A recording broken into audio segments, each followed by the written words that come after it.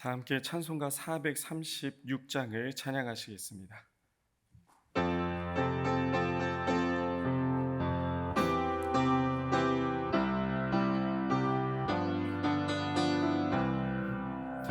나 이제 주님의 새 생명 얻음로 옛것은 지나고 새 사람이로다.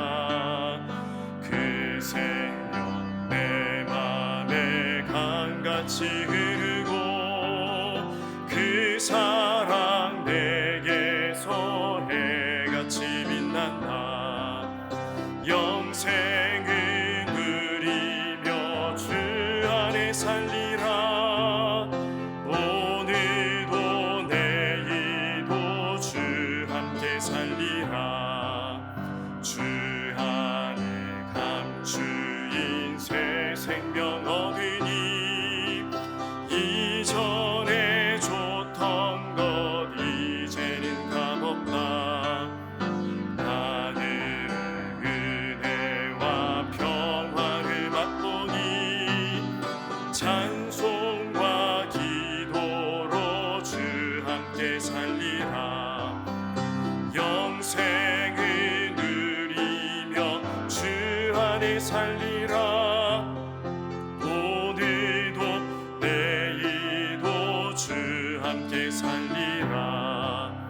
산천도 조목도 새 것이 되었고 죄인도 원수도 친구로 변한다.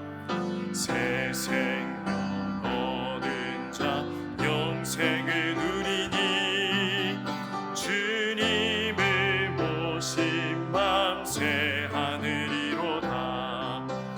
영생을 누리며 주 안에 살리라. 오늘도 내일도 주 함께 살리라. 주 따라가는 길 험하고 멀어도 찬송을 부르며 뒤따라가리라. 주를 모시고 영원히 살리라. 날마다 섬기며 주 함께 살리라. 영생을 누리며 주 안에 살리라. 오늘도 내일도 주 함께 살리라. 아멘. 오늘도 우리를 깨우시고 불러주신 하나님께 먼저 감사의 기도를 드리겠습니다. 건강을 허락하시고 믿음을 선물해 주셔서 하나님을 아빠 아버지라 부르게 하시고 이 시간 엎드리게 하셨으니 오직 하나님께 드릴 것은 감사뿐임을 우리 함께 감사의 기도를 올려드리겠습니다. 이어서 기도할 때 열방을 향해 함께 기도하겠습니다. 북중미 월드컵 가운데 있지만 그 가운데 수많은 또 어려움들도 있고 특별히 멕시코 지역의 실종자들과 여러 데모와 모임들이 있으면서 마음이 아픈 일들이 계속 벌어지고 있습니다. 열방 가운데 이 축제에만 집중하는 것이 아니라 소외된 이웃들, 어려운 가운데 있는 이들을 위해서 함께 공감하고 아파할 수 있는 기도의 사람들이 됐으면 좋겠습니다. 마지막으로 교회를 위해서 기도할 때 우리 교회에 속해 있는 모든 지체들이 하나님의 은혜와 소망 가운데 있게 하시고 특별히 교회를 이끄시는 우리 박규성 위임 목사님의 영육간의 강건함을 위해 병가 중에 계시는데 건강이 회복되어 속히 강단으로 돌아와 하나님의 말씀을 힘있게 선포하실 수 있도록 우리 목사님의 건강을 위해서도 함께 기도하겠습니다. 다 함께 기도합니다.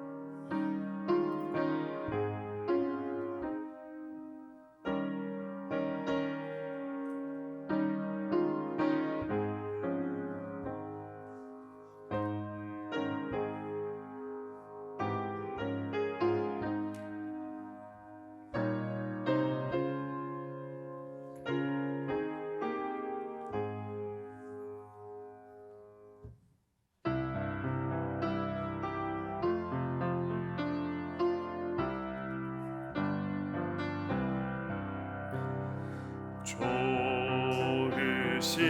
하나님, 좋으신 하나님, 참 좋으신 나의 하나님.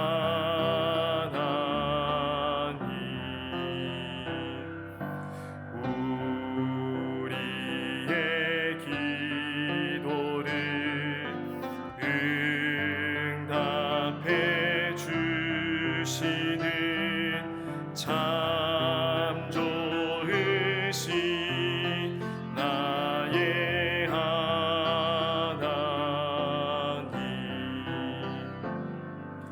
한없는 은혜를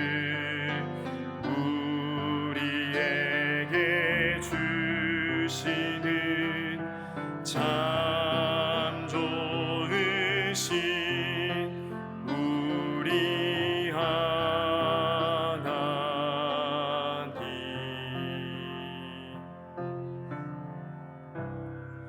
오늘 하나님께서 우리에게 주시는 말씀은 디모데전서 6장 11절에서 21절까지 말씀입니다. 신약성경 341쪽에 있습니다. 하나님의 말씀을 함께 교독하여 읽겠습니다. 제가 먼저 11절 말씀을 읽겠습니다. 오직 너 하나님의 사람아, 이것들을 피하고 의와 경건과 믿음과 사랑과 인내와 온유를 따르며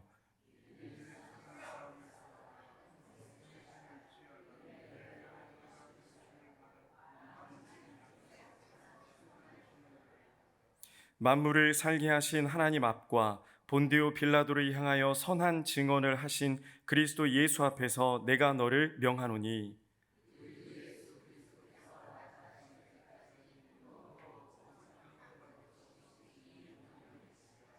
기약이 이르면 하나님이 그의 나타나심을 보이시리니 하나님은 복되시고 유일하신 주권자이시며 만왕의 왕이시며 만주의 주시오.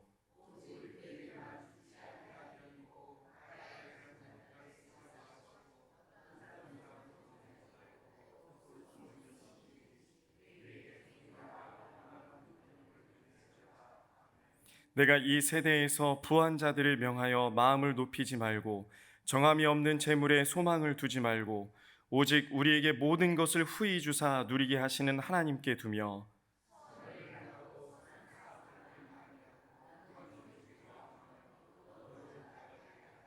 이것이 장래에 자기를 위하여 좋은 터를 쌓아 참된 생명을 취하는 것이니라.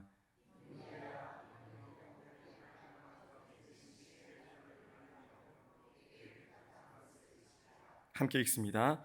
이것을 따르는 사람들이 있어 믿음에서 벗어났느니라. 은혜가 너희와 함께 있을지어다. 아멘. 해외 선교를 가거나 또 여행을 가셨을 때 외국인들이 우리에게 물어보는 말이 있습니다. Where are you from? 이라고 물어봅니다. 어디서 왔냐고 물어보죠.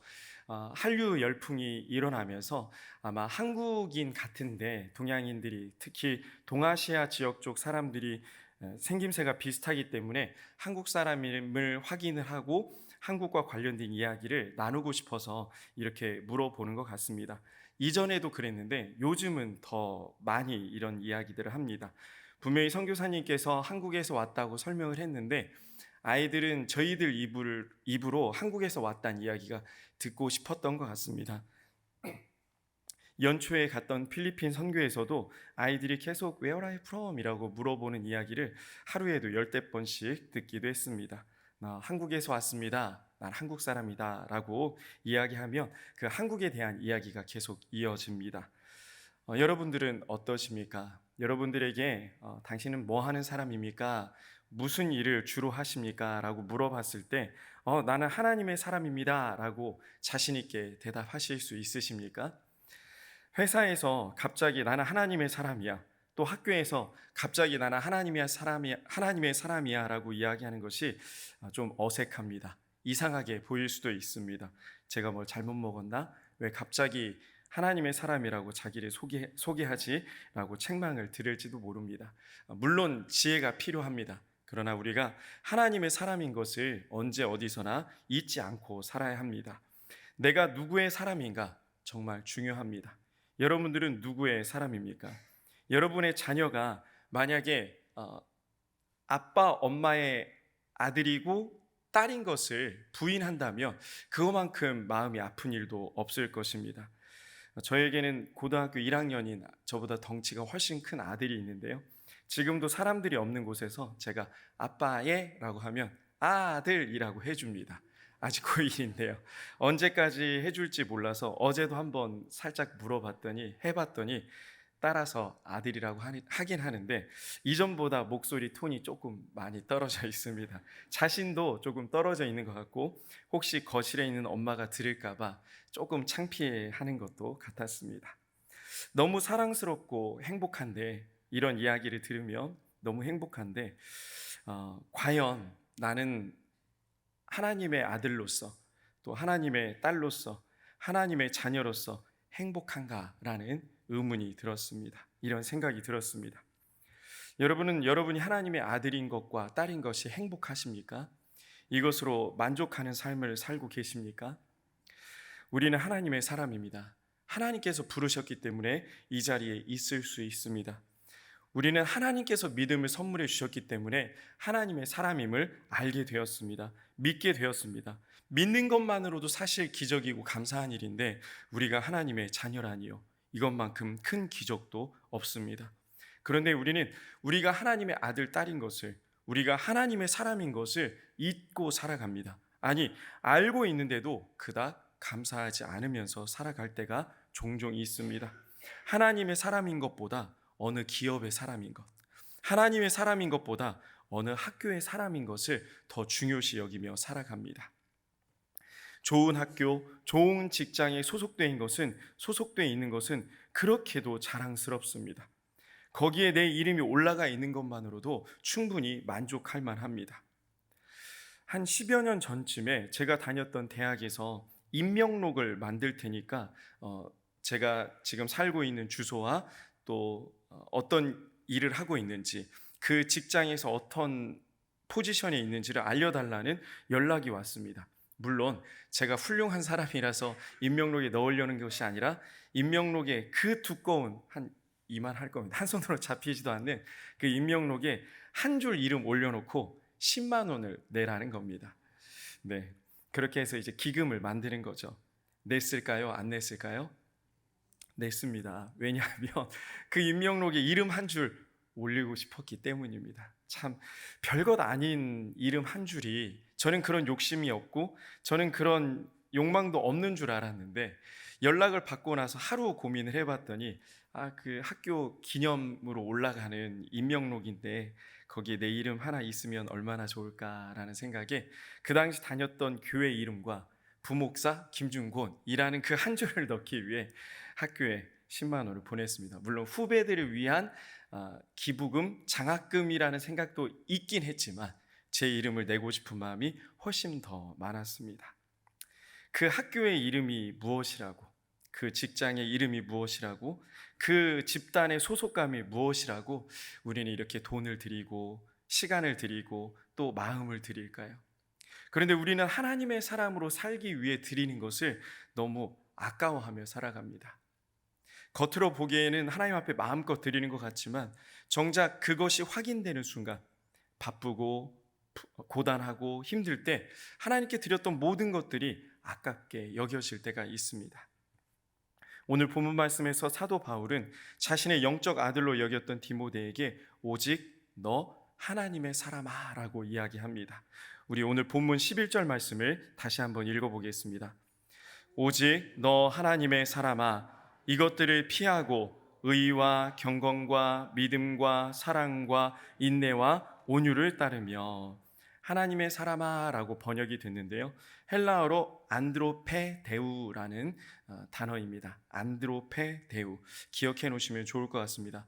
신약에서는 오직 디모데에게만 쓰는 용어입니다. 구약에서는 이 하나님의 사람이라고 호칭하는 사람이 몇 명이 있는데요, 6명이 있습니다. 모세, 사무엘, 다윗, 엘리야, 엘리사, 5명이네요. 네, 5명이 있습니다. 구약에서 이 모세, 사무엘, 다윗, 엘리야, 엘리사라는 라는 하나님의 위대한 일을 했던 영웅이자 위인이었던 사람들에게 썼던 호칭을 디모데에게도 썼습니다. 하나님이 택하시고 하나님이 힘을 주셨고 하나님의 일을 했던 하나님의 사람들. 그 누구도 이 사람들이 하나님의 사람인 것을 부인할 수가 없는 사람들. 이 사람들과 같은 용어를 디모데에게 써준 것입니다. 여러분은 여러분이 어떤 사람이 되기를 바라십니까? 아니, 여러분은 여러분의 자녀들이 누구의 사람이 되길 바라십니까? 대기업의 사람, 그 유명한 명문 대학의 사람, 또 아주 좋은, 아주 훌륭한 집단의 사람. 우리 믿음의 사람들은 은근슬쩍 교회의 이름도 네임 밸류를, 가치를 달려고 합니다. 물론 교회는 우리 주님의, 우리 예수님의 피값으로 사신 곳이 맞습니다. 교회는 믿음의 사람들이 모여 함께 기도하고 함께 말씀을 드리며 함께 찬양하고 하나님께 영광을 올려드리는 곳이 맞습니다. 그러나 우리가 교회의 이름을 내기 위해 모인 것이 아님을 알아야 됩니다. 교회는 이 땅의 희망이 맞습니다. 교회는 최후의 보루가 맞습니다. 하지만 우리가 교회의 이름을 내기 위해서 모인 것이 아니라는 것을 잊지 말아야 됩니다. 우리는 예수 그리스도의 이름을 내기 위해서 모인 사람들입니다. 예수님의 이름보다 교회의 이름이 앞설 수 없습니다. 그런데 우리는 어느샌가 교회의 이름을 앞세울 때가 있습니다. 나 어느 교회 다녀. 나 이 교회에 소속되어 있어를 은근슬쩍 자랑스러워합니다. 우리는 우리가 승리교회 다니는 것을 부끄러워할 필요가 없습니다. 부끄러워해서도 안 됩니다. 자랑스러운 일입니다. 그런데 이 승리교회라는 이름이 주는 가치에 집중하고 그 가치를 예수 그리스도보다 더 높게 여긴다면 하나님 마음 굉장히 아파하실 것 같습니다. 제가 2013년부터 전도사 사역을 했던 교회가 꽤 큰 교회였고 꽤 알려진 교회였습니다. 전직 대통령도 다녔던 교회였고 또 많은 기업인들, 또 정치인들도, 또 연예인들도 다니는 곳이었습니다. 언급을 안 한다고 해서 그렇게 궁금하지는 않으실 텐데요. 압구정에 있는 소망교회였습니다. 그런데 이 교회에 1년에 청년들이, 그때 제가 청년부를 담당하고 있었으니까요, 1년에 청년부가 몇 명이나 등록하시는 줄 아십니까? 제가 2013년에 소망교회 청년부 새가족부를 담당을 했는데요, 무려 980명이 등록을 했습니다. 몇 명이나 남을 것 같습니까? 한 80명 남습니다. 그럼 나머지 900명은 왜 왔을까요? 인터뷰를 해보고 대화를 개인적으로 하다 보면은 이런 얘기를 은근슬쩍 합니다. 강남에서 좀 잘 사는 사람들하고 만나서 커뮤니티를 만들려고 한다고 합니다. 나 소망교회 다녀. 나 소망교회 청년부야라는 명함 같은 것을 얻기 위해서 오는 사람들이 너무 많았습니다. 물론 그 중에서는 정말 하나님을 만나기 위해서, 하나님의 사랑을 느끼기 위해서, 하나님께 영광을 돌리기 위해서 오는 사람도 있지만 너무 많은 퍼센테이지가, 너무 많은 숫자가 그 이름을 얻기 위해서, 소망교회라는 이름을 얻기 위해서 등록을 했다는 것이 참 마음이 아팠습니다. 누가 하나님의 사람입니까? 어떤 사람이 하나님의 사람이 될 수 있을까요? 하나님이 택하신 사람들, 하나님이 힘을 주신 사람들, 하나님의 일을 하는 사람들, 그리고 가장 중요한 것은 하나님을 사랑하는 사람이 하나님의 사람이 될 수 있습니다. 바울은 3절에서 10절까지 말씀에서 이 하나님의 사람들이 피해야 될 것을 이야기합니다. 하나님의 사람이 해야 될 것을 먼저 이야기하는 것이 아니라 하나님의 사람이 피해야 될 것을 먼저 이야기했다는 것은 하나님의 사람으로 사는 일이 녹록지 않음을 알려줍니다. 하나님의 사람들은 이런 것들을 피해야 됩니다. 교만, 투기, 분쟁, 악한 생각, 부패한 마음, 거짓 교사의 모습. 앞에 교만한 것, 투기하는 것, 질투하는 것, 싸우는 것, 분쟁, 악한 생각을 하는 것, 부패한 마음은 충분히 이해가 됩니다. 그런데 갑자기 거짓 교사의 모습을 피하라고 얘기한 것은 조금 의아합니다. 왜 거짓 교사의 모습을 피하라고 했을까요? 우리가 하나님의 말씀을 읽다 보면, 하나님의 마음을 읽다 보면, 그 마음을 알다 보면, 깨닫다 보면은 알려주고 싶은 마음이 들 때가 있습니다. 내가 말씀을 읽다 보니까 이런 생각이 들었어. 이렇게 살아야겠어. 고백하는 것은 좋은데 자꾸 가르치려고 듭니다. 우리 청년들에게 왜 가정 예배, 가족 예배가 힘드냐고 물어본 적이 있습니다. 여러분 가족 예배 드리고 계십니까? 참고만 하시고 오늘 자녀들을 불러서 닥달하지 마시길 바랍니다.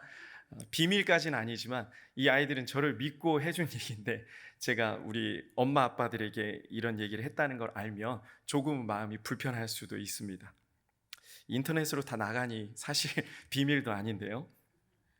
엄마 아빠가 자꾸 말씀으로 혼낸다는 겁니다. 하나님의 말씀으로 가르치려고 든다는 겁니다.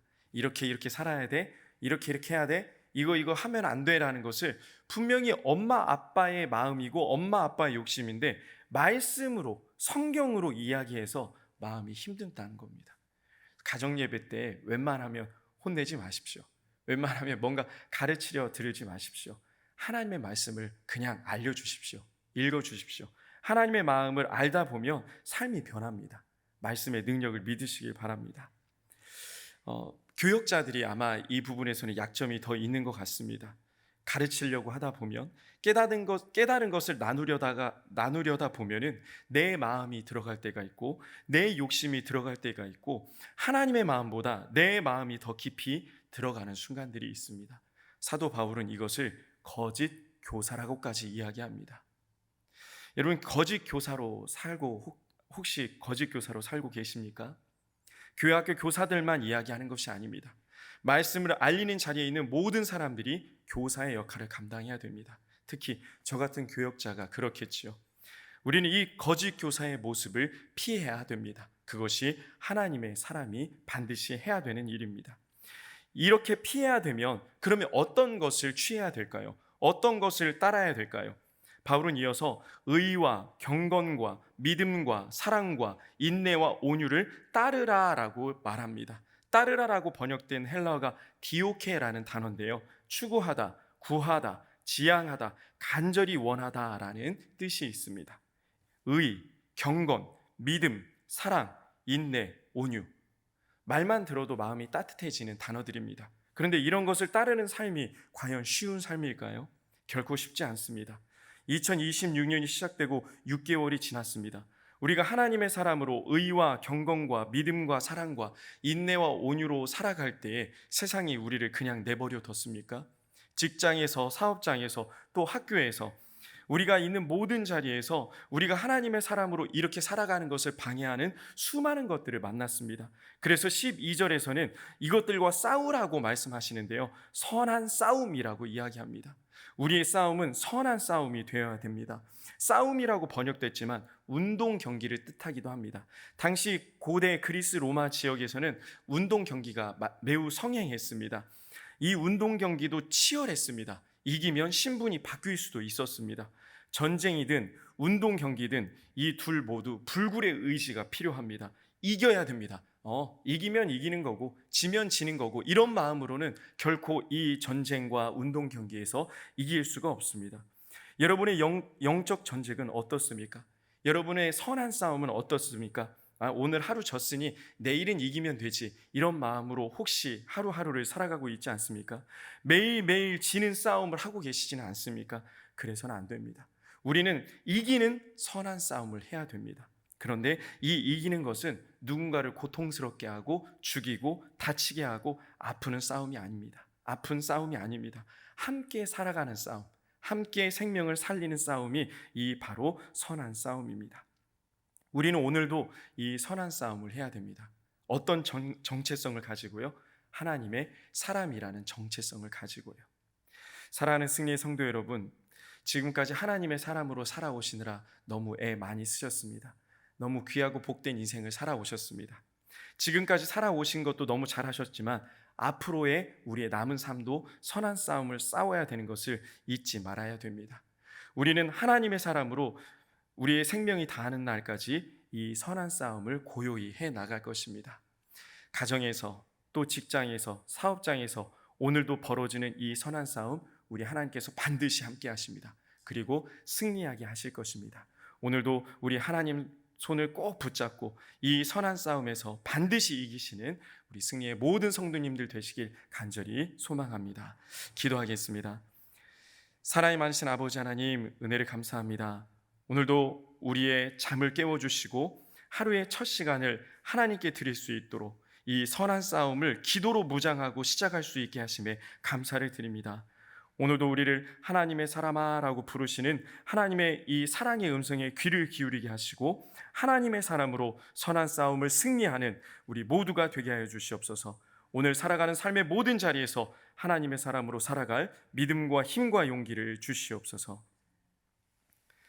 지금은 우리 구주 예수님의 은혜와 하나님의 극진하신 사랑하심과 성령님의 감동, 감화, 교통, 위로 충만하심이 주어진 삶의 모든 자리에서 모든 시간에서 하나님의 사람으로 선한 싸움을 살기로 결단하는 승리의 모든 성도님들 머리 위에 가정과 직장, 사업장, 자녀들 앞날 위에 핏값으로 사신 우리 승리교회와 나라와 민족과 열방 가운데 이제로부터 영원까지 함께 하시기를 간절히 축원하옵나이다.